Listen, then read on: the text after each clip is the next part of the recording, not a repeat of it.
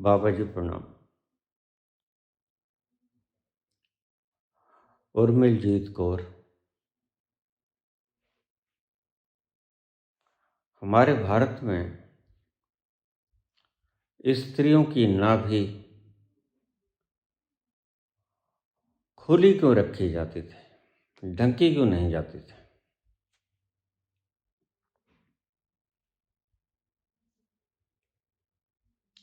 कृपया इसके रहस्य को विस्तार पूर्वक समझाने का कष्ट करें।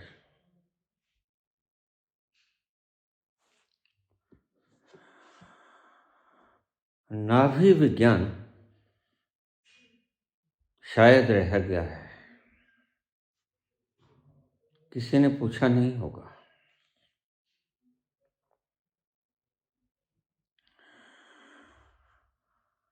चलिए आज नाभि विज्ञान पर वीडियो बना देते हैं। नाभि हमारे जीवन का केंद्र है।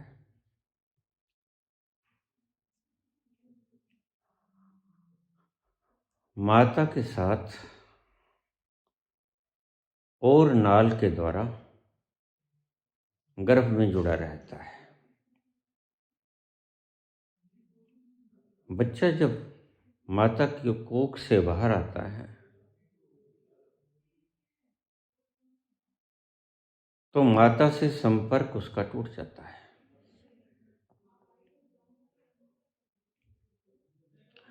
औरतों की नाभि खुली क्यों रखी जाती थी? औरतों की ही नहीं, मर्दों की नाभि भी खुली रखी जाती थी।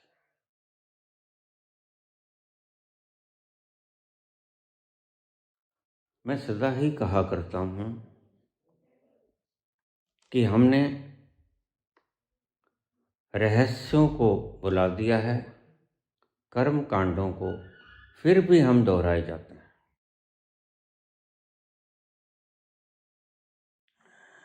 गर्भ अवस्था में स्त्रियों की नाभि खुली रहनी चाहिए। इसीलिए जो भारतीय परिधान था वह पेटीकोट, साड़ी और ब्लाउज का था। कारण क्या था? ब्लाउज से और पेटीकोट पहनने से नाभि खुली रह जाती है, नाभि नंगी।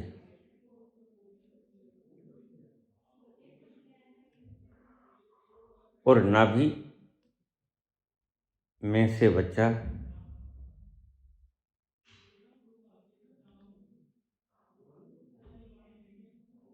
उन तरंगों को खींच लेता था जो तरंगे उसके लिए आवश्यक है, वो हमारे वातावरण में मौजूद है। आज की स्त्रियां जो पंजाबी परिधान है, ज़्यादा गहरे परिधान है, जो मुसलमानी परिधान है,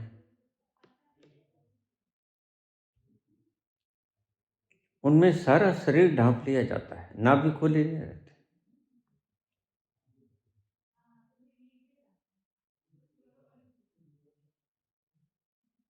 बच्चे आसानी तरंगों से महरूम हो जाते हैं। नाभि हमारे जीवन का केंद्र है, प्राण ऊर्जा का केंद्र है, centre of consciousness and energy. इस नाभि को अगर खुले रखोगे तो इस नाभि के अंदर एक ऐसा यंत्र है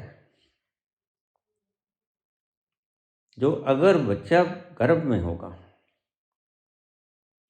तो वह auto stop and auto open system लगा है।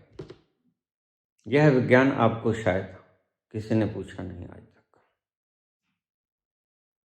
बच्चे को आसानी तरंगों की जरूरत है तो बच्चा बड़ा होकर बुद्ध बनेगा।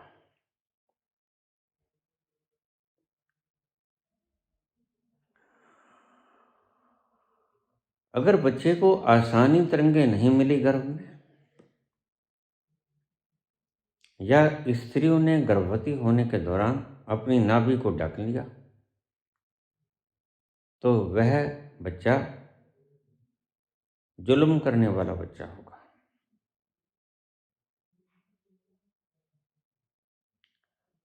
पागल दिमाग का होगा, अहंकारी होगा, दुष्ट प्रवृत्ति का होगा।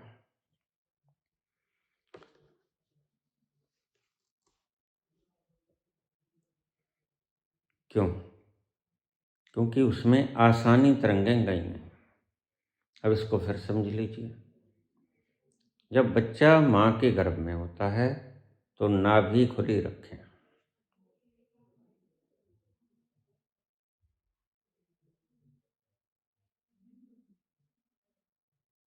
जैसे ही बच्चा गर्भ में प्रवेश करेगा, वो ऑटो सिस्टम खुल जाएगा। इसको वैज्ञानिकों ने आज तक खोजा नहीं, मैं आपको बता देता हूँ, कभी खोज लिया जाएगा। सनातन में बड़े गहरे राज छिपे हुए हैं। बस आज उल्लू, बुद्धू, मूर्ख बचे, जय सिया राम कहने वाले, जय श्री राम कहने वाले। इनको आंतरिक विज्ञानों का कुछ पता नहीं। बस ये सिर्फ हिंदू राष्ट्र मांगने पर और उसके निहित कारण होते हैं। राज करना है, हुक्म देना है। नानक कहते हैं कि हुक्म देना मत सीखो, हुक्म मानना सीखो। और जो बच्चा लासानी तरंगों से युक्त होगा, वह हुक्म मानना नहीं चाहेगा, हुक्म देना चाहेगा। इसलिए जितने भी तानाशाह पैदा हुए, अब इस बात को आप ध्यान से समझ लेना, उनकी माताओं ने गर्भ के दौरान नाभि खुली नहीं छोड़ी होगी, नाभि को ढक लिया होगा।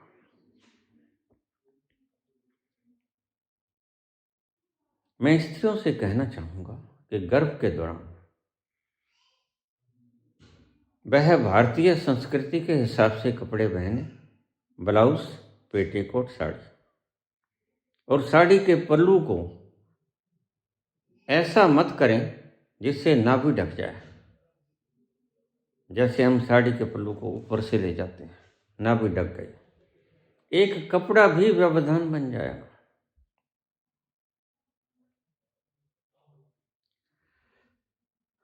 लेकिन गर्भवती स्त्रियों को नाभि खुली रखनी चाहिए, क्योंकि बच्चे को आसानी तरंगों की जरूरत है। और उस वक्त हमारा ऑटो सिस्टम आसानी तरंगों को वातावरण में से खींचने का ऑन होता है। जो भी तानाशाह बने, बस उन्हें पता नहीं था इस ज्ञान का। इस ज्ञान को, इस वीडियो को खूब फैलाना और इस वीडियो को संभाल के रखना, क्योंकि आज तक ये किसी ने बोला नहीं। मैंने भी किसी शास्त्र में नहीं पढ़ा, सिर्फ मुझे शिव ने बताया इस नाभि के केंद्र का सारा रहस्य। इसलिए जितना हो सका मैं आपको बताऊंगा।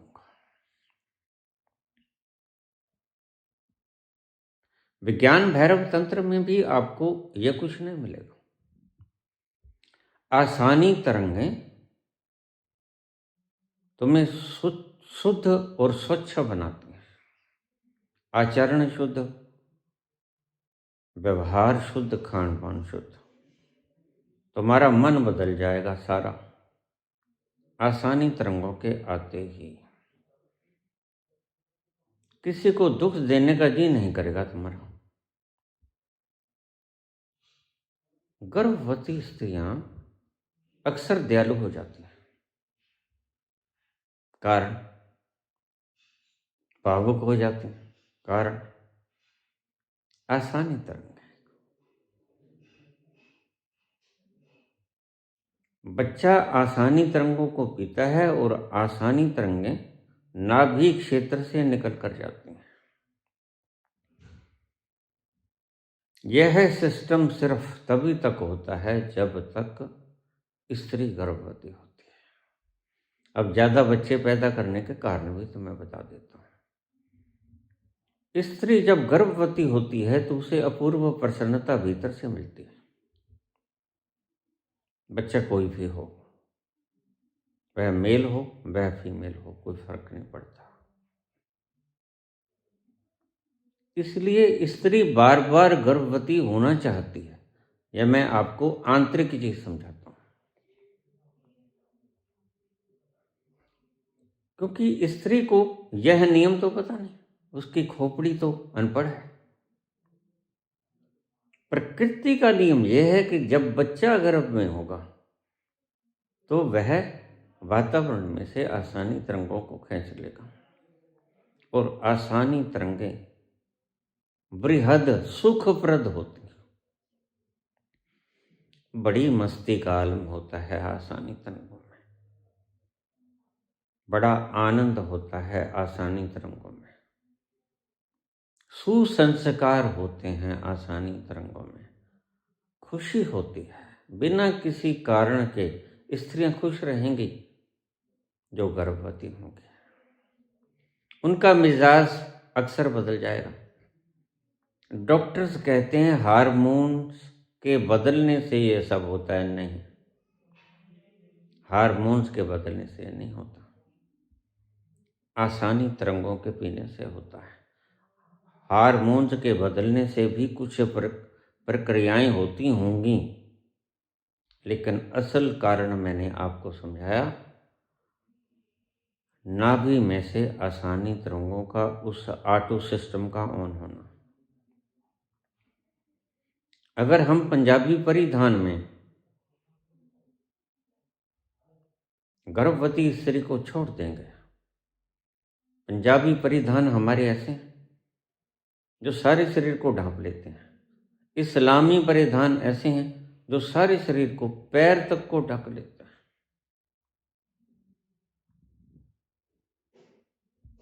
जितना शरीर को तुम ढक लोगे, आसानी तरंगे तुम्हारे भीतर बच्चा ले नहीं सकेगा, और वह बच्चा बड़ा होकर तनाशा बनेगा,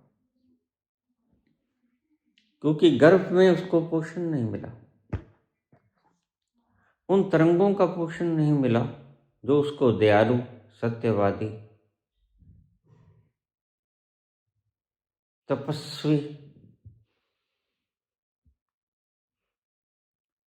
मर्यादित, शुभ कर्म करने वाला, वीर, दूसरों की सहायता करने वाला, इन गुणों से संपन्न कर देता, साहसी बना देता। जिन जिन स्त्रियों ने गर्भवती होने के दौरान नाभि को खुले नहीं रखा, निश्चित ही उनका बच्चा कायर पैदा होगा, भगोड़ा पैदा होगा। उसका कोई कसूर नहीं, कसूर माता का है। माता का भी कोई कसूर नहीं है, हमने शिक्षाओं को छीन लिया। मैकाले ने अगर सबसे बड़ा जुर्म किया हिंदुस्तान पर, सनातन पर, तो वह यही जुर्म किया कि हमारे ऋषियों ने जो ये खोजें इस तरह की थी, रहस्यात्मक खोजें, उन्हें गुरुकुलों को खत्म करके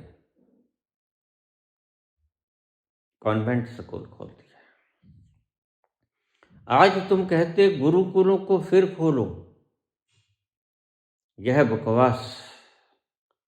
ये सिर्फ बाबा लोग, ठग लोग अपनी दुकानदारियों के लिए कहते हैं। तुम गुरुकुलों का बाहर से तो प्रबंध कर दोगे, लेकिन वो गुणवत्ता कहाँ से लेके आओगे, रहस्य कहाँ से लेके आओगे जो खो गए मैकाले के कारण? वो टीचर कहाँ से लेके आओगे? आज तुम्हें अध्यापक मिलेंगे वेतन भोगी, गुरु नहीं मिलेंगे। लेकिन यह रहस्य तो गुरु जानता है। मुझे अक्सर लोग कह देते हैं, आप ऐसी ऐसी बातों का चार्ज क्यों नहीं रखते, आप स्पेशल एक बैच क्यों नहीं बनाते? मैं उनसे क्या कहूँ, वो बेचारे, धन ही उनके लिए सब कुछ है, बांटना तो जैसे उन्होंने सीखा ही नहीं।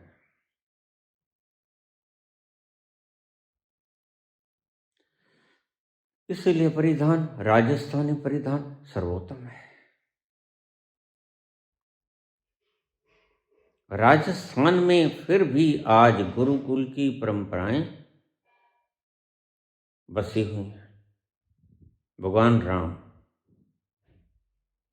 कभी देखना आप, भगवान राम पर रामायण बनाने वाले लोग भगवान राम का बाहरी पहरावा ऐसा दिखाएंगे जिसमें नाभि खुली रहेगी, देखना आप। बस वो सिर्फ नकल करना जानते हैं। यह जो पटके का रिवाज बना था ना, तो आज कांग्रेसी अपना पटका डाल देते हैं, बीजेपी वाले अपना पटका डाल देते हैं। यह पटका भगवान राम भी ओढ़ते थे, लेकिन आप देखना उससे नाभि खुली रहती थी। ये पटका डालते हैं, ढेर सारे कपड़े पहन के ऊपर से पटका, सिर्फ सूचना के लिए कि मैं भाजपा हूं, मैं कांग्रेस हूं। तो मैं कहता हूं तुम गुरुकुल बना दोगे, लेकिन गुरु कहां से लोगे? गुरु नहीं मिलेंगे तुम्हें, तुम्हें मिलेंगे अध्यापक, वेतनभोगी अध्यापक।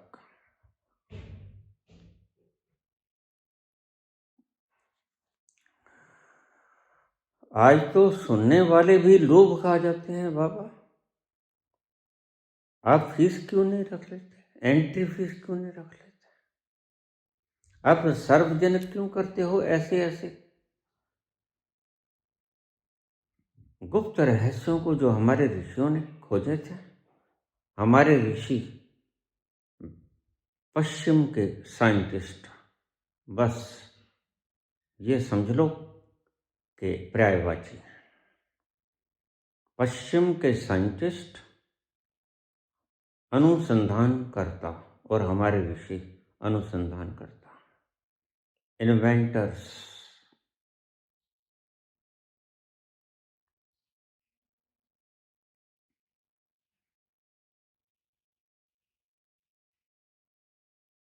तुम गुरु कहाँ से लेके आओगे जब तुम मुझ तक को रोकते हो? तुम्हारी मनोवृत्ति ही ऐसी है, वो लोग कहाँ गए?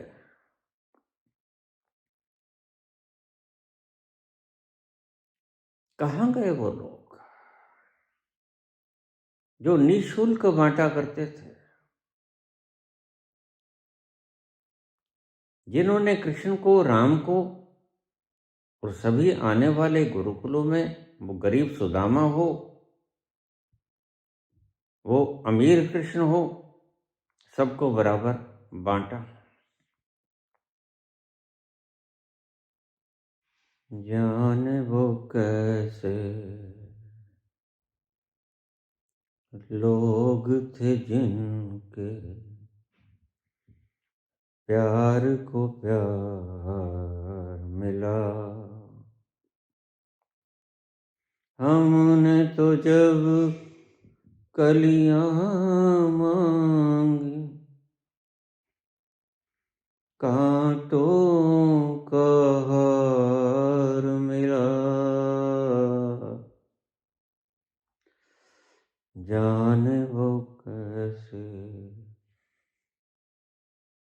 लोग थे जिनके प्यार को प्यार मिला। तुम वेतनभोगी अध्यापक ले आओगे बिला शक, जमीन पर बच्चों को बैठा दोगे बिला शक, अपने गुरुकुलों को शहर की भीड़ भाड़ से बहुत दूर ले जाओगे बिला शक।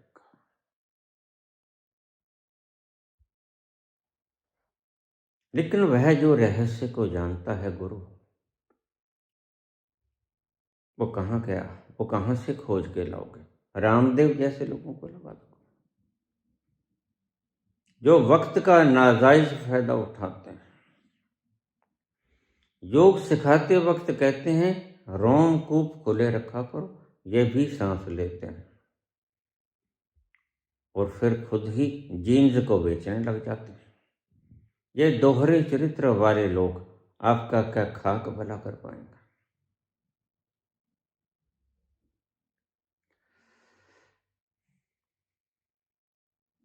खो गए वे लोग जिनमें लोभ नहीं था। बस लोभहीन व्यक्ति ही निःशुल्क बांट सकता है। वेतन भोगी व्यक्ति तो वेतन बढ़ाने की मांग करेगा, भत्ते बढ़ाने की मांग करेगा। वो लोग खो गए।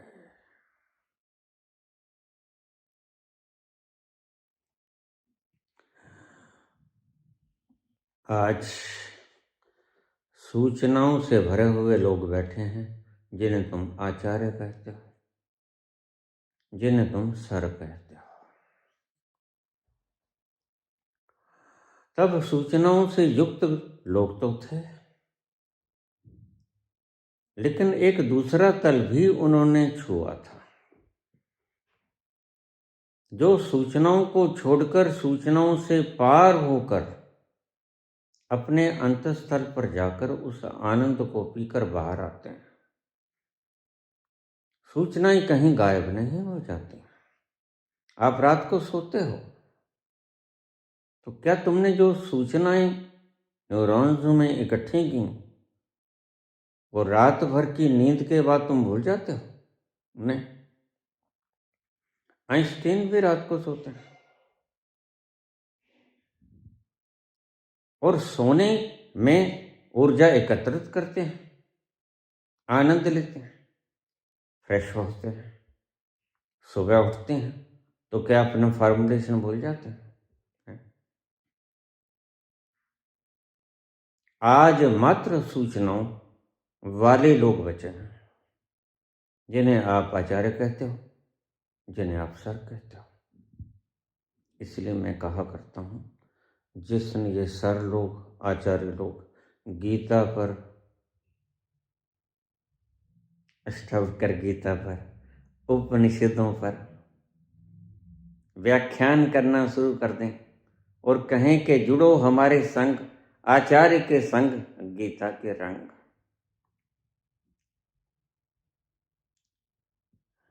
मन लोभी, मन लालची, मन चंचल, मन चोर, ये चोर है।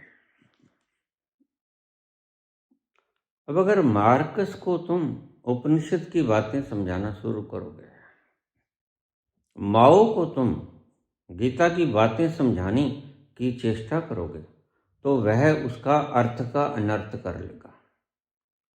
तुम बात किससे कर रहे हो ये देखो।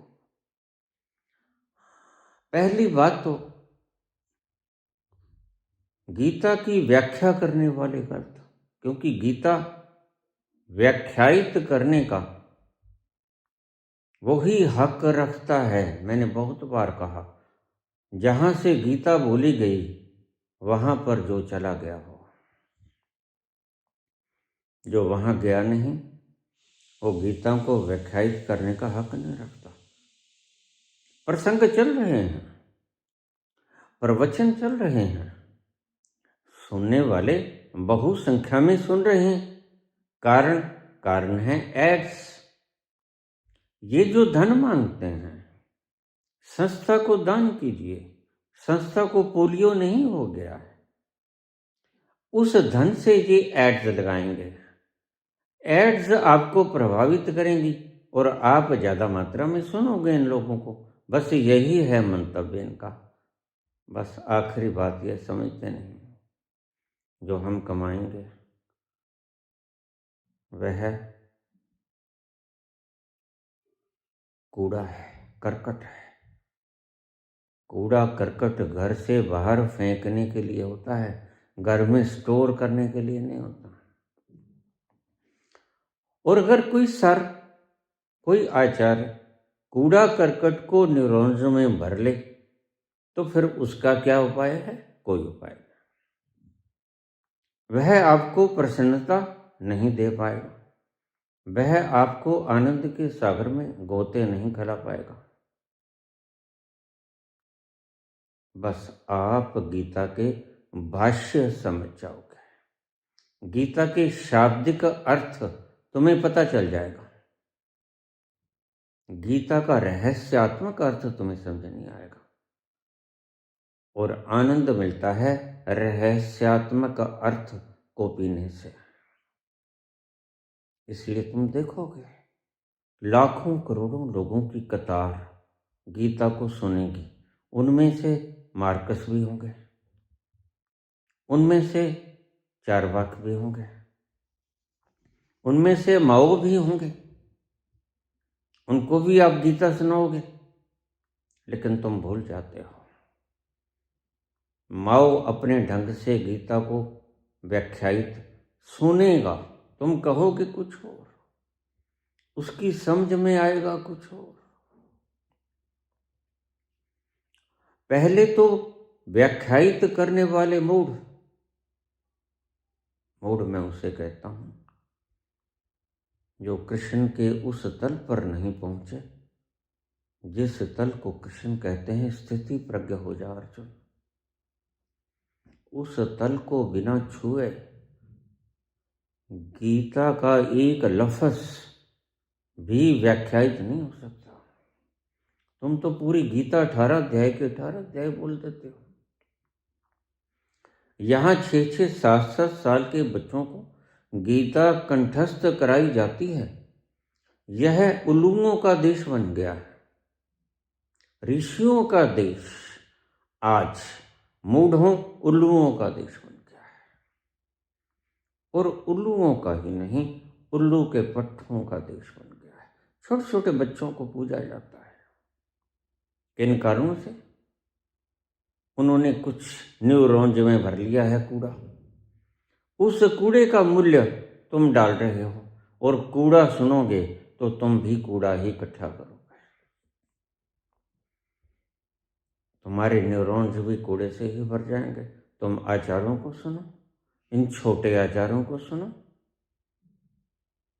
मूर्खों को सुनो, सद्गुरुओं को सुनो।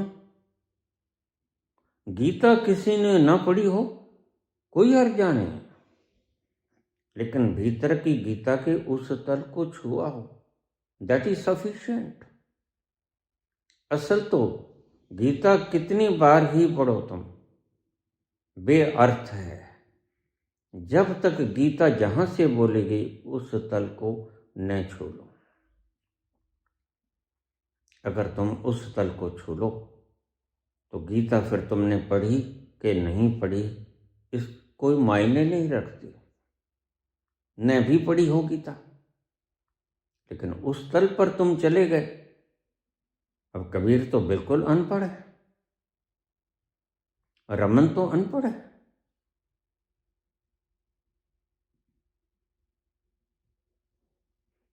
फिर क्या वो उस तल पर नहीं जा सकते? एक बात समझ लो, जितनी कलेक्शंस तुम बाहर से करोगे सूचनाओं की, ध्यान से सुनना बात को, उतना ही भीतर जाना मुश्किल हो जाएगा। बाहर की सूचनाओं को इकट्ठा करना बंद कर दो। आज जो तुम 24 में से 10-10 घंटे मोबाइल के सामने बैठे रहते हो, टेलीविजनों पर इन झूठ बोलने वाले लोगों को सुनते हो, तो तुम्हारे भीतर संस्कार झूठ के इकट्ठे हो जाते हैं और तुम एक दिन खुद ही फेक हो जाते हो, खुद ही झूठ हो जाते हो।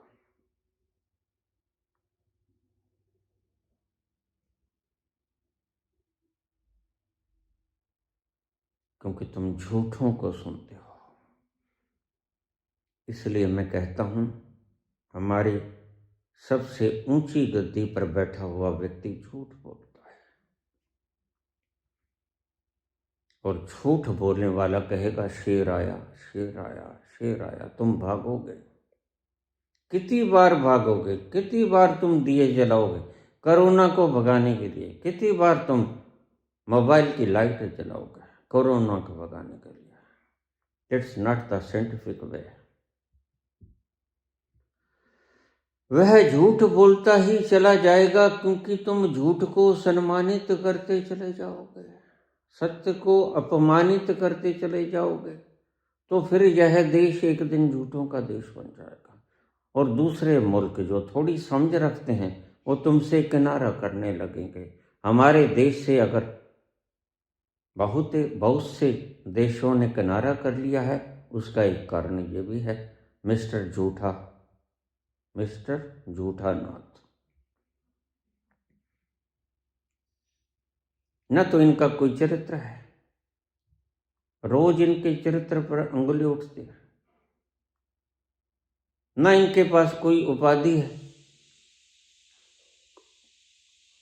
अगर बल प्रयोग से, भय के कारण किसी प्रिंटिंग प्रेस से, यूनिवर्सिटी से MA BA की डिग्री ले ली, वह वास्तविक डिग्री थोड़ा ही हो जाती है। मैं डॉक्टर की डिग्री ले सकता हूँ, मैं मास्टर डिग्री ले सकता हूँ, बैचलर ले सकता हूँ, मैं कोई भी डिग्री ले सकता हूँ, डर दिखा के या खरीद के। तो उससे क्या मैं डॉक्टर बन जाऊंगा? क्या मैं फिलोसोफर बन जाऊंगा? क्या मैं इन्वेंटर बन जाऊंगा? नहीं। यह देश आज मूर्खों का देश बन गया है। क्यों? क्योंकि हमारे पथ प्रदर्शक झूठे हैं, मूर्ख हैं, गलत रास्तों का आपको मार्ग बता रहे हैं। राधे राधे करते रहो। इसलिए हिंदुस्तान में कोई काम का इन्वेंटर पैदा नहीं होता।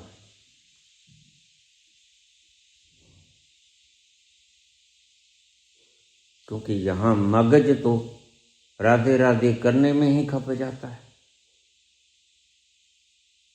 मगज की एनर्जी तो राम राम करने में ही खप जाती है। और इन्वेंशन करने के लिए एनर्जी चाहिए, मेंटल एनर्जी। मेंटल एनर्जी तुम राम राम करने पे गंवा देते हो, जाप करने पे गंवा देते हो, रामचरितमानस का पाठ करने में गंवा देते हो। कितनी मूर्ताएं हमने नहीं चिपका रखी। श्री गुरु ग्रंथ साहब का पाठ करने में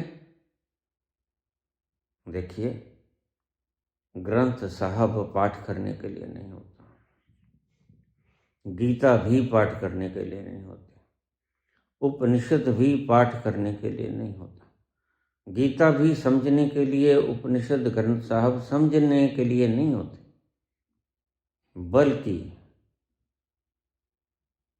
सुनकर हृदय में उतारने के लिए होते हैं। तुम इनको सुनने से उस अंतस्थल को छू सको, फिर ग्रंथ साहब कारगर। अगर खोपड़ी में उनकी तुकें बैठा ली मात्र, अगर उपनिषद के श्लोक, श्रुतियां या गीता के श्लोक बैठा लिए, तो उससे कुछ नहीं होने वाला, सिर्फ तुम्हारी खोपड़ी भर जाएगी। फिर खोपड़ी तुम किसी से भरो, गीता से भरो या सूचनाओं से भरो, इससे कोई फर्क नहीं पड़ता, दोनों ही बाधाएं हैं। तुम्हारी न्यूरॉन्स में चाहे गीता के श्लोक भरे हैं,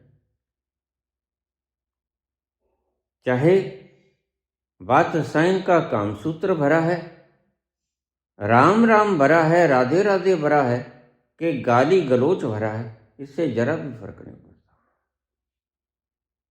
क्योंकि दोनों ही बाधाएं हैं। न्यूरॉन्स से संपर्क तोड़ना होता है। बुद्धि को छोड़कर बुद्धि से पार जाना होता है। बुद्धि से पार जाओगे तुम, बुद्धि का मोह छोड़ के। फिर बुद्धि में क्या भरा पड़ा है ये मायने नहीं रखता।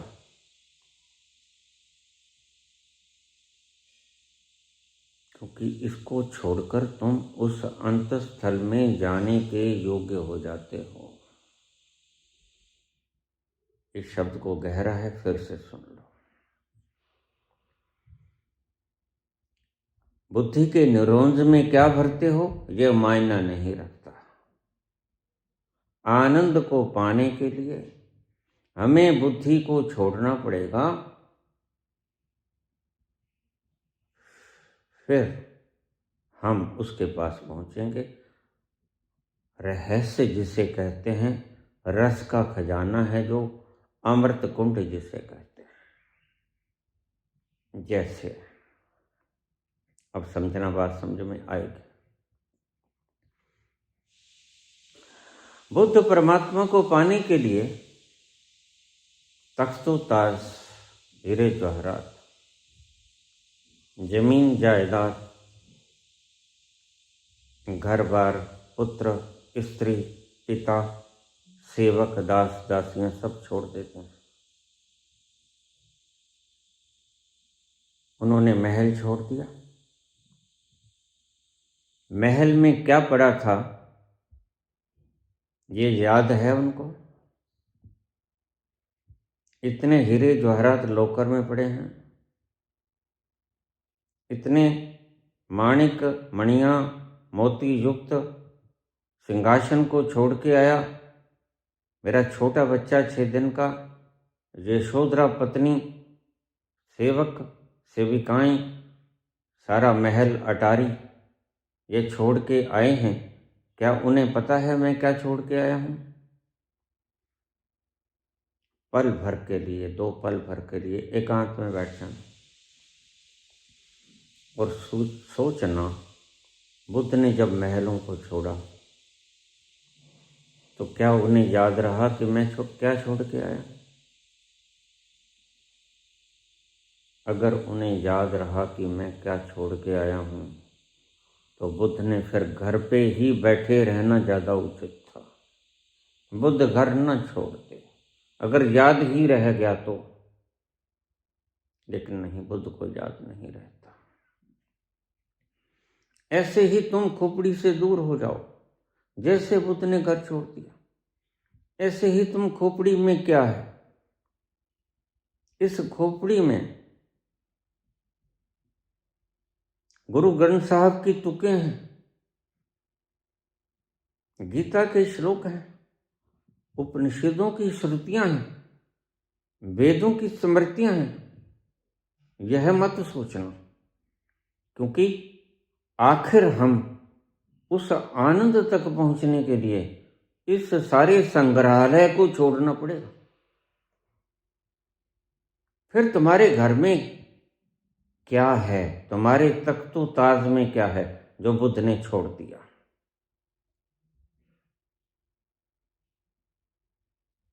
अगर किसी को याद रह गया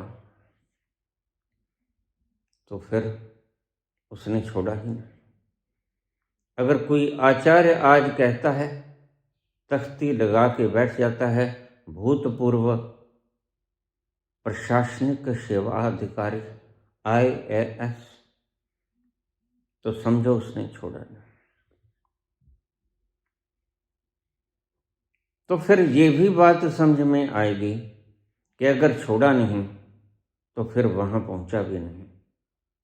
जहां ये सब पदवियां छोड़कर जाया जाता है, जहां सब सूचनाएं छोड़कर जाया जाता है, तो फिर साहेब वहां पहुंचे नहीं। अगर बुद्ध को याद रह जाए, एक जैन मुनि मेरे पास आया, अक्सर आ जाया करते थे, अब कई सालों से आए नहीं, पता नहीं है कि नहीं है। मुझसे बात बात में बोलते, मैं बड़े अमीर खानदान से हूं, हम 4 भाई बहन हैं और प्रत्येक भाई बहन के हिस्से में 1 अरब की प्रॉपर्टी आती है।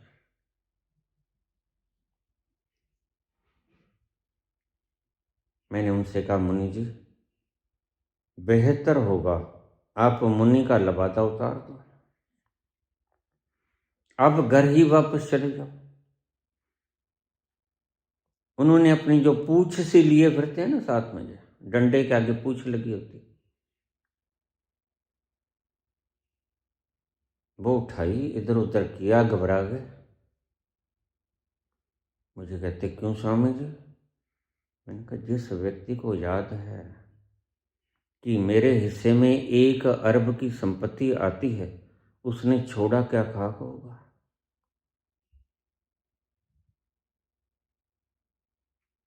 तुम्हें कभी याद रहता है तुम कितना पेशाब करके आए?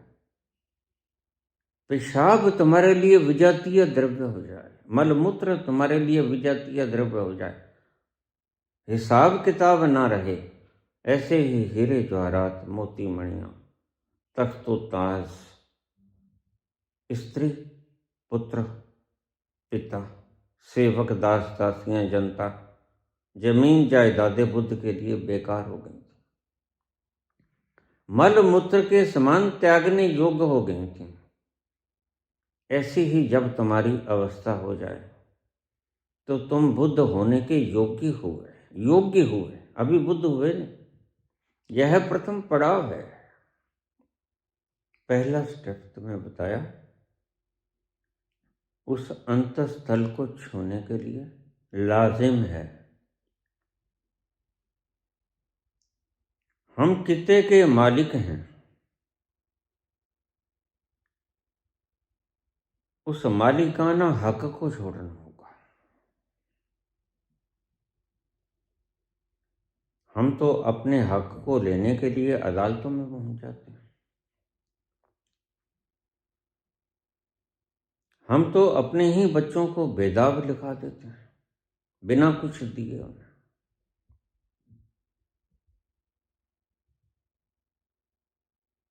मैं अक्सर माँ बाप से पूछता हूँ, कहते वो जायदाद मांगते हैं।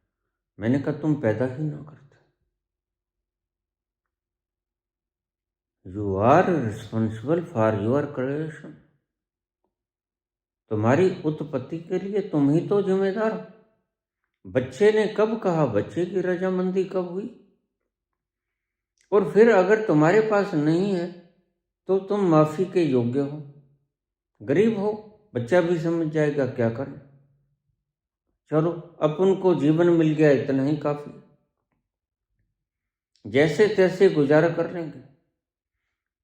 होते सोते अगर तुम बच्चों को कुछ नहीं दोगे और बच्चे के मन में ये हो जाएगा कि मेरे साथ पार्शियलिटी हुई, तो तुम गुनहगार हो। फिर तुम बच्चे पैदा ना करो। बिल्कुल, तुम्हें कोई नहीं पूछेगा, तुमसे कोई जायदाद मांगेगा नहीं जब तुम पैदा ही नहीं करोगे। इसलिए खोपड़ी में क्या भरा है, सर लोग याद रख सकते हैं, प्रशासनिक सेवा अधिकारी याद रख सकते हैं। मैंने IAS की कुर्सी छोड़ दी, लेकिन याद रखना ये जो बोलेंगे गीता के बारे में वह गलत होगा। मनगढ़ंत होगा। इनके व्याख्यानों पर अमल मत कर लेना, भटक जाओगे। ये तो बुद्धू हैं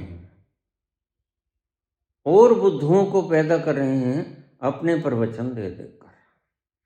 आज बहुत से लोग जो मूड हैं, ऐसे ही बाबा ने मुझे नहीं कह दिया कि उठो। मैं रस के प्याले को पीता पीता कहा कि बाबा किसी और की जिम्मेदारी लगा दो। बाबा ने कहा अगर कोई और बोलने वाला होता, अगर कोई उस तल पर जाने वाला होता तो मैं तुम्हें कष्ट नहीं देता था। तुम्हें कष्ट देना मेरी मजबूरी है, दूसरा कोई है ही नहीं। उस दिन मेरे लिए सारे चैनल बेकार हो गए। मैंने समझ लिया, सोच लिया नहीं, समझ लिया सब बोलने वाले उल्लू हैं और उल्लू बना रहे हैं। उल्लू उल्लुओं को ही तो जन्म दे सकता है। उसके भीतर उल्लू का ही तो स्पर्म है। उल्लू मछली पैदा नहीं कर सकता, उल्लू उल्लू को ही पैदा करेगा। इसलिए मैं कहता हूं, क्षमा प्रार्थना सहित कृपया आप न बोलें तो ज्यादा अच्छा रहेगा। तुम्हारा खिंडाया हुआ ये गंध मार्कस का, चार्वाक का, नीत्शे का, मात्से का खिंडाया हुआ ये गंध बुद्ध आकर साफ करेंगे। वो सफाई सेवक कर्मचारी के भांति काम करेंगे तुम्हारी गंदगी पूछने के लिए। कब से बोल रहा हूं मैं, 5.5 वर्ष हो गए मुझे बोलते को। मैं सफाई अभियान शुरू करके इन मूर्खों के बिछाए हुए गंदगी को मैं अपनी बुहारी से झाड़ रहा हूं, और बहुत से लोग तो ऐतराज भी करते हैं, मुझे गालियां भी निकालते हैं, कमेंट्स भी करते हैं। तो मैं कहता हूं भाई, जब तुम पहुंच ही गए हो फिर कसूर तुम्हारा है ना। तुमने मुझे सुना क्यों? मैंने तुझे कब आमंत्रित किया था? तुम आए ही क्यों? ये तो दोष तुम्हारा है। मैं बांटने के लिए बोल रहा हूं उनके जिनको प्यास लगी है, जिनको भूख लगी है। तुम्हें भूख नहीं लगी थी, प्यास नहीं लगी थी, तुम शब्दों को एकत्रित करने के लिए मेरे पास आए हो। तो फिर ऊपर से कमेंट भी कर रहे हो। मैंने अपना अनुभव एनलाइटनमेंट का वीडियो डाला और हजारों कमेंट्स आए, फोन आए, बाबा तुम मूर्ख बना रहे हो लोगों को। मैंने कहा तुम मूर्ख मत बनो भाई। मूर्ख बनना तो तुम्हारी चॉइस है ना, तुम मुझे मत सुनो। ये गप है बाबा। मैंने कहा फिर तुम अपने कान बंद कर लो, मत सुनो गप को। बाबा से मैंने कहा ये तो ऑलरेडी बुद्ध है, ऑलरेडी एनलाइटन पर्सन। तो बाबा कहते हैं तुम अज्ञानियों के लिए बोलो।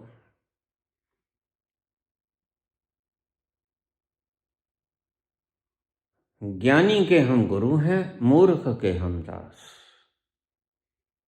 बस मैं समझ गया। जो मूर्ख हैं वो अपने आप को ज्ञानी बताने की चेष्टा करेंगे। मैं अपना अनुभव बोला, मैं गांधी था, और लोग मुझसे ही सवाल पूछना शुरू कर दिया। तुमने फिर भगत सिंह को बचाया क्यों नहीं? मैंने कहा तुम्हारे बाप दादे या तुम नॉन बायोलॉजिकल,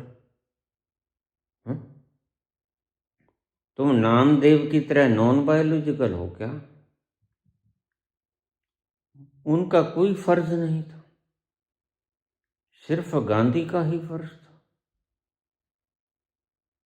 और बहुत से लोग तो सिर्फ गांधी के ही बारे में बोले जाते हैं। क्या ये जीवन का कोई और लक्ष्य बाकी नहीं रह गया है? क्या इस जिंदगी का कोई और मंतव्य नहीं है? मैं रोज कहता हूं, आओ मैं तुम्हें तुम्हारा मंतव्य दिखा दूं। घड़ी 2 घड़ी के लिए। आओ हजूर तुमको सितारों पे ले चलूं, दिल झूम जाए ऐसी बहारों में ले चलूं। ओ हजूर आओ। क्या मिलेगा गांधी की?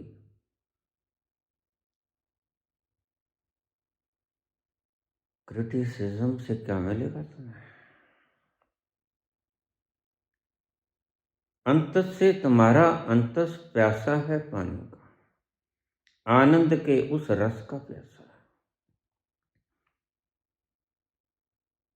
क्या और कोई दुनिया में काम नहीं होता? बस गांधी जी का क्रिटिसिज्म ही रह गया है, यही तुम्हारा लक्ष्य है। फिर तुम चीखते चिल्लाते मर जाओगे, हाय मैं गया, हाय मेरा गया, और मौत तो एक दिन आएगी। घनी गई थोड़ी रही, घनी गई थोड़ी रही, वो भी बीती जाए। एक पलक के खातिर है काहे उम्र गवाए। अब थोड़ी सी उम्र बाकी रह गई, अब तो संभल जाओ, अब असली मकसद भी पूरा कर लो, बाल भी सफेद आने शुरू होगा।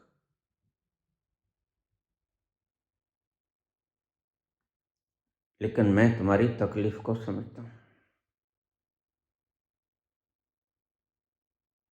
तुम्हें रस का वो बूंद कभी पिया नहीं, बस यही तुम्हारी तकलीफ।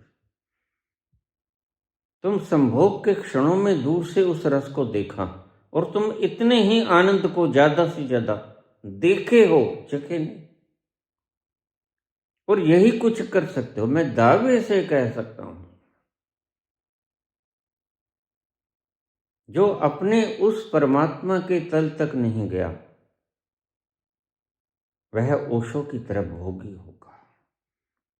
उसकी खोपड़ी महाविद्वान होगी, क्योंकि वह एमए है, और फिलोसफी की एमए है, दर्शन शास्त्र की। बाल की खाल निकाल लेगा, लेकिन शब्दों से,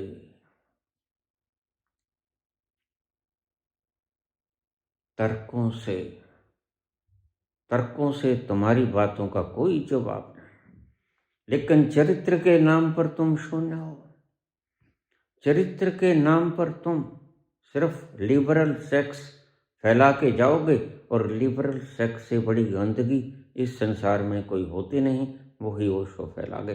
अब पछता रहे हैं। अब मेरे प्रवचन में जब पास आके बैठते हैं तो झरझर आंसू बहते हैं, हाय मैं चूक गया, हाय मुझे जहर का इंजेक्शन लेकर खुद ही मरना पड़ा। लोग दुनिया चरित्र पहले देखती है। हमारे ऊंची गद्दियों पर बैठने वाले लोग कहते हैं कि कपड़ों से पहचान लिया जाता है आदमी। तो इसका मतलब लोग पहले चरित्र देखते हैं। चरित्र सात्विक रखो। अगर तुम लोगों को अनुकरणीय संदेश देना चाहते हो, तो तुम्हें अपने चरित्र को साफ सुथरा रखना होगा, चाहे तुम पहुंच ही गए हो।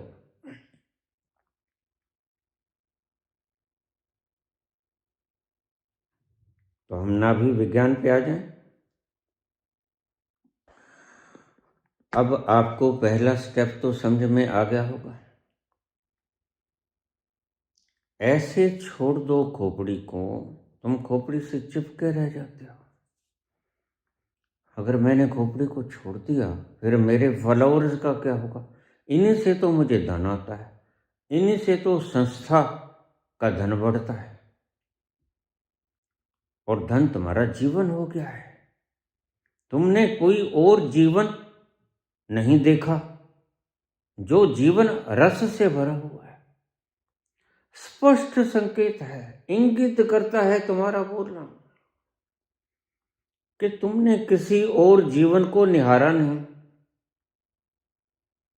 अगर उस जीवन को तुमने पिया होता तो फिर तुम ऐसी बेतुकी बातें ना कहते। सर की बातों का, आचारों की बातों को काटने वाले बहुत से लोग आ जाएंगे, क्योंकि ये गलत है। बुद्धि तर्क से चलती है और तर्क से काटी भी जाती। बुद्धि दुधारू तलवार है, इधर फेंको तो भी काटेगी, उधर फेंको तो भी काटेगी। और बहुत से लोग बुद्धि से पैसा कमा के, उपाधि कमा के, नाम कमा के, फॉलोवर्स कमा के धन इकट्ठा कर लेंगे बिला शक, नाम इकट्ठा कर लेंगे, प्रतिष्ठा इकट्ठी कर लेंगे, लेकिन याद रखो कॉन्शियस लेवल विल लूज, उसको बढ़ा नहीं पाओगे।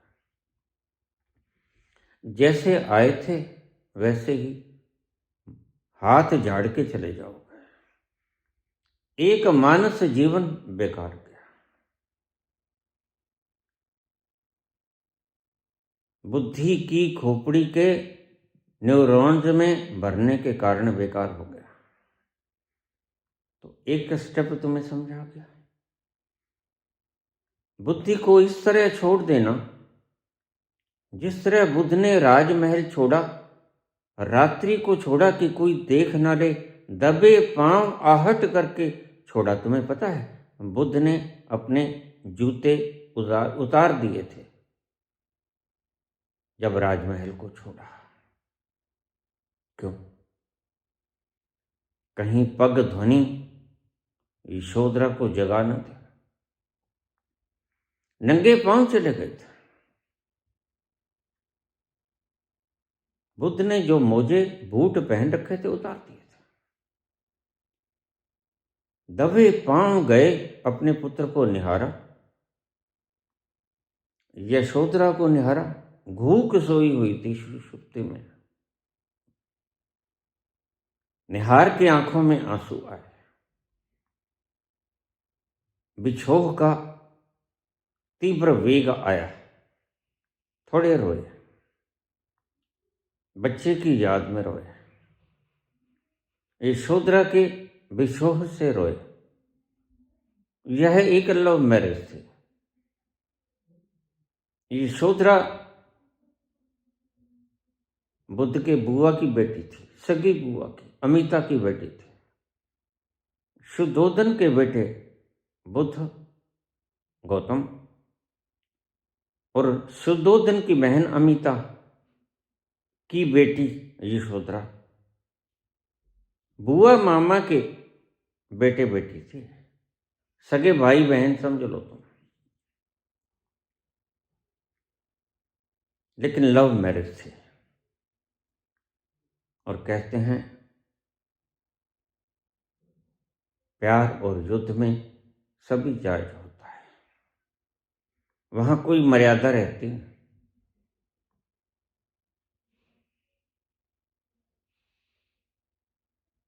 तो बुद्ध ने कहा कि मेरी शादी यशोधरा से करवा दो। आना जाना रहता था क्योंकि बुआ थी। शुद्धोधन ने अमिता से बात की और शादी हो गई। देखिए अपनी प्रेमिका को छोड़ के जाना कितना मुश्किल होता है। याद करो उन लम्हों को। तुम तो डरते हो कहीं प्रेमिका बिछड़ न जाए, कहीं प्रेमी मुझसे दूर न चले जाए। और वो पल को याद करके देखो चलचित्र पे मैं तो उभार देता हूं सारे लकीरों को। जब बुद्ध ने अपनी प्रेमिका, अपनी धर्मपत्नी को छोड़ा होगा, अपने प्रिय पुत्र को, अकेला पुत्र राहुल, उसको छोड़ के गए होंगे, वो पल कैसा होगा? दर्दनाक। लेकिन कितना भी दर्दनाक क्यों ना हो, एक भीतर घोर व्यथा थी। वो व्यथा उसे खींच रही थी। कुछ और है जो मुझे अभी तक मिला नहीं। प्रेमिका मिल गई, बेटा मिल गया, राय दरबार में जन्मा ही हूं, लेकिन फिर भी क्या है जो नहीं है मेरे पास? बस उसकी तड़प जब तक न जगे तुम अध्यात्म में मत प्रवेश करना। मैं तुम्हें रोज कहता हूं। यहां लोग मुझसे प्रश्न पूछ लेते हैं, मैं उनसे हाथ जोड़ के कहता हूं कि मत पूछा करो प्रश्न। 2,500-3 हजार लंबी लंबी वीडियोस क्या सुननी है तुमने? नहीं सुनी है मैं अच्छी तरह जानता हूं। अगर तुमने एक भी वीडियो ढंग से सुन ली होती तो तुम्हें अगली वीडियोज सुनने की आवश्यकता कहाँ थी।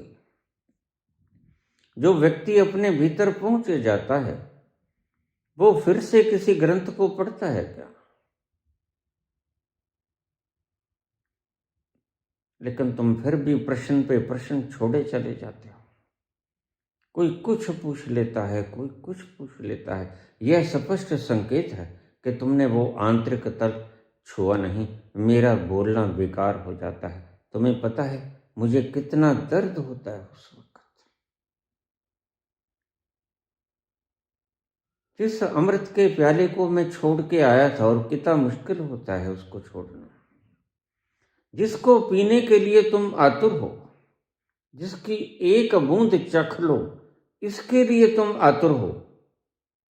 अंतरंग क्षणों में तुमने दूर से देखा और तुम बार बार उसे देखने की अभिलाषा को पाले जा रहे हो।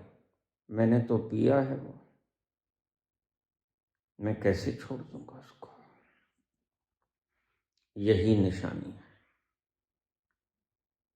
जिसने पी लिया वह चुप हो गया। वह फिर छोड़ नहीं सकेगा उसे। बोलेगा तो सिर्फ तुम्हारी इस शक्लो सूरत देखकर बोलेगा।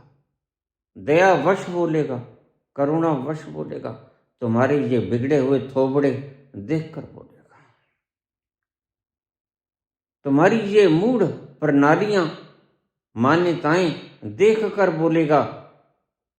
और करे भी क्या, बुद्ध रोए बहुत। हीरे ज्वारातों का मोह तो त्यागा जा सकता है, लेकिन प्रेमिका का, प्रिय पुत्र का मोह त्यागना बड़ी मुश्किल होता है। क्योंकि ये जीवंत होते हैं। हीरे जवाहरात तो जीवंत नहीं, वो तो जड़ होते हैं। लेकिन प्रेमिका को छोड़ना, पुत्र को छोड़ना, वो विशोह का लम्हा कितना लंबा हो गया होगा, कितना दुखद और पीड़ाग्रस्त हो गया होगा, इसकी तुम कल्पना भी नहीं कर सकते। ऐसी अवस्था में चोरों की भांति बुद्ध ने सब छोड़ दिया। किसके लिए प्यास लगी थी। कुछ है जो अभी पाने को शेष रह गया। कुछ है जो अभी पाया नहीं गया। इसलिए सब छोड़ के चला जाता हूं। देखता हूं वो है क्या जो मुझे कांटे की तरह भीतर भीतर खोखला कर रहा है। वो प्यास बुझेगी किस पानी से। बाहर की प्यास के लिए तो पानी मेरे पास बहुत है। खाने के लिए 3600 प्रकार के भोजन मेरे पास। लेकिन ये प्यास है कि मिटती ही नहीं। बस जिस दिन तुम्हें ये असली प्यास होती है, जिस दिन तुम्हें ऐसी प्यास लगे, तब तुम मेरे पास आने प्रिय है। मेरा दर खुला है, खुला ही रहेगा तुम्हारे लिए। कोई जब तुम्हारा हृदय तोड़ दे, तड़पता हुआ जब कोई छोड़ दे, तब तुम मेरे पास आना प्रिय। मेरा दिल खुला है, खुला ही रहेगा तुम्हारे लिए, तुम्हारे लिए। देखिए वीडियो बहुत लंबा हो गया है और मैं जानता हूँ 40 मिनट से ज़्यादा नहीं सुन सकते। मैं वीडियो को यहीं समाप्त करता हूँ, लेकिन इसका अगला भाग मैं कंटिन्यू रखता हूँ। एडिटर से कहूँगा कि इसको 2 भागों में बांट दे, क्योंकि प्रश्न अभी उर्मल जीत का बाकी रह गया है, नाभि विज्ञान। वह तुम्हारी खोपड़ी की खुजलाहट है, भाई मुझे खुजलानी ही पड़ेगा, मैं क्या करूं। मुमुक्षा तो तुम्हारे भीतर जगी,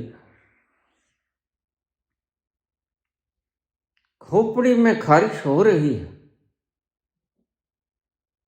इसे मिटाना ही पड़ेगा। और तुम इसको हीरे मोती जवाहरात से भी ज्यादा अधिमान देते हो, तो मैं क्या करूं।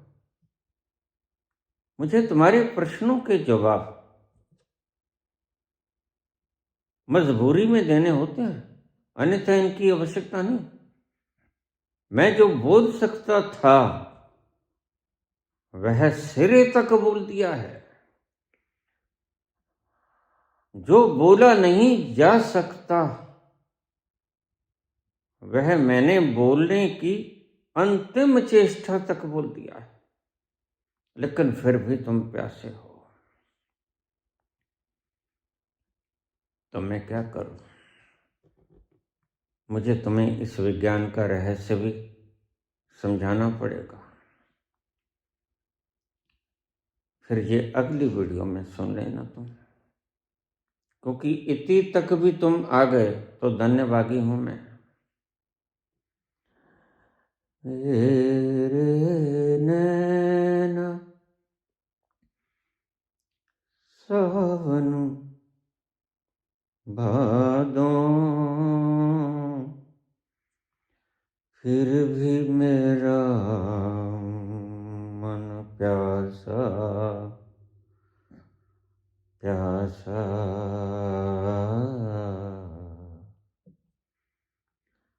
फिर भी मेरा मन प्यासा।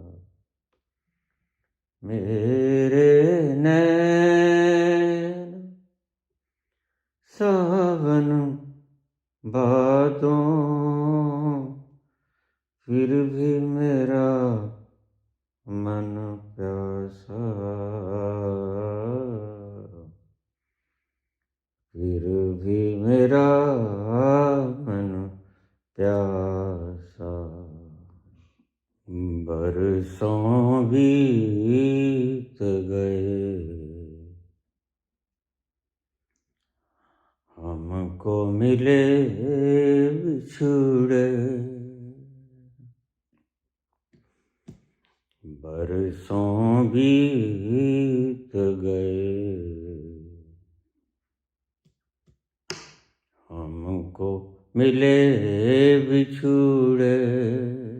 बिजुरी बन के गगन पे चमकी, बीते समय की रेखा। मैंने तुमको देखा,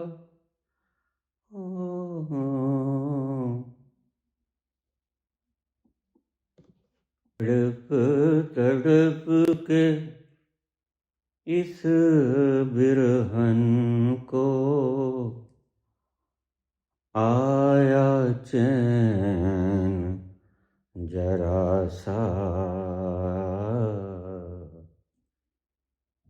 तड़प तड़प के इस बिरहन को आया चैन जरा सा। फिर भी मेरा मन प्यासा। मेरे नैना सावन भादों, फिर भी मेरा मन प्यासा, फिर भी मेरा मन प्यासा। घुंघरू की छम छम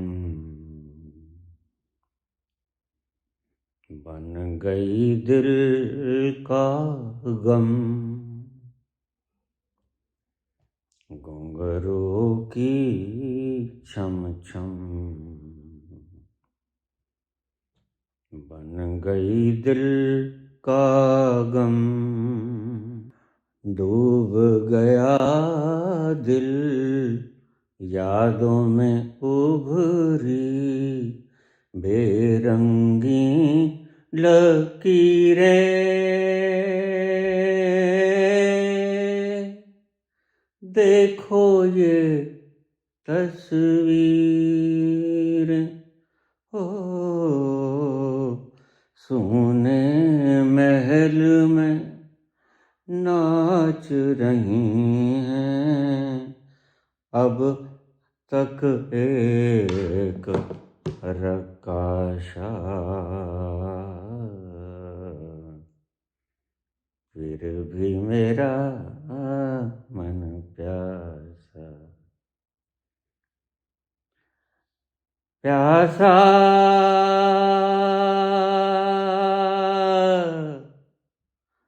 प्यासा प्यासा प्यासा। मेरे नैन